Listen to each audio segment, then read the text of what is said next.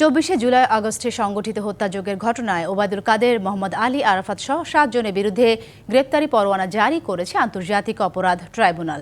29 ডিসেম্বরের মধ্যে নির্দেশ কার্যকর করতে আইনশৃঙ্খলা বাহিনীকেও নির্দেশ দেয় আদালত। প্রসিকিউশন জানিয়েছে, অভিযুক্তরা দলীয় শীর্ষ পর্যায় থেকে অপরাধ সংগঠনের নেতৃত্বের ভূমিকা পালন করছেন।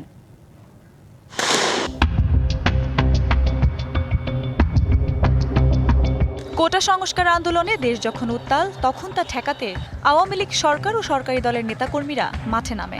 সম্প্রতি কার্যক্রম নিষিদ্ধ দলটির সে সময়কার অঙ্গ ও সহযোগী সংগঠনের নেতাকর্মীরা হামলে পড়ে আন্দোলনকারীদের ওপর। নির্মম হামলার ধারাবাহিকতায় মারা যান অন্তত 1400 মানুষ, আহত হন 25,000-এর বেশি। অবশেষে পতন ঘটে সেই সরকারের, পালিয়ে যান প্রধানমন্ত্রী শেখ হাসিনা। এরপর পুনর্গঠিত হয় আন্তর্জাতিক অপরাধ ট্রাইব্যুনাল। একে একে হতে থাকে মানবতা বিরোধী অপরাধের অভিযোগের মামলা। ওই সময় সংঘটিত মানবতা বিরোধী অপরাধের দায়ে বৃহস্পতিবার নিষিদ্ধ সংগঠন আওয়ামী লীগের সাবেক সাধারণ সম্পাদক ওবায়দুল কাদের, যুগ্ম সাধারণ সম্পাদক আ.ফ.ম. বাহাউদ্দিন নাসিম, সাবেক প্রতিমন্ত্রী মোহাম্মদ আলী আরাফাত, যুবলীগের সভাপতি শেখ ফজলে শামস পরশ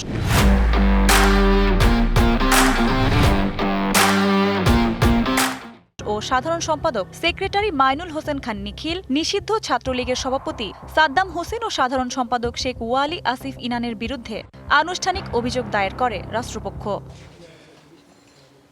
শুনানি শেষে পলাতক 7 অভিযুক্তদের গ্রেপ্তারি পরোয়ানা জারির তথ্য জানান চিফ প্রসিকিউটর। এই হত্যাকাণ্ডের বিচার নিশ্চিত করার ব্যাপারে সরকার দৃঢ় প্রতিজ্ঞ।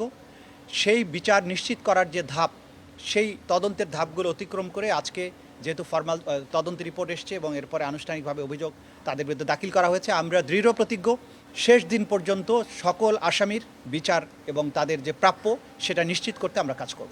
বলেন, আইন শৃঙ্খলা বাহিনীর পাশাপাশি আওয়ামী লীগ ও অঙ্গ সংগঠন অপরাধের সহযোগী বাহিনীর ভূমিকা পালন করেছে। আওয়ামী লীগের সাধারণ সম্পাদক, সভানেত্রী বা সভাপতির পরে সাধারণ সম্পাদক, সুতরাং মূল প্রক্রিয়ার কমান্ড রেসপন্সিবিলিটি তার আছে। আওয়ামী লীগের অন্যান্য নেতৃবৃন্দ যারা আছেন তারা শেখ হাসিনার অত্যন্ত ঘনিষ্ঠজন ছিলেন, তারা সেই প্রক্রিয়াতে সাহায্য করেছেন, ফ্যাসিলিটেট করেছেন এবং তাদের ব্যক্তিগত দায় আছে। আওয়ামী লীগের নেতারা সবাই যে একইভাবে কাজ করেছেন তা নয়, যে সমস্ত নেতারা মূল ভূমিকা পালন করেছেন তাদের ব্যাপারে এই চার্জগুলো আনা হয়েছে।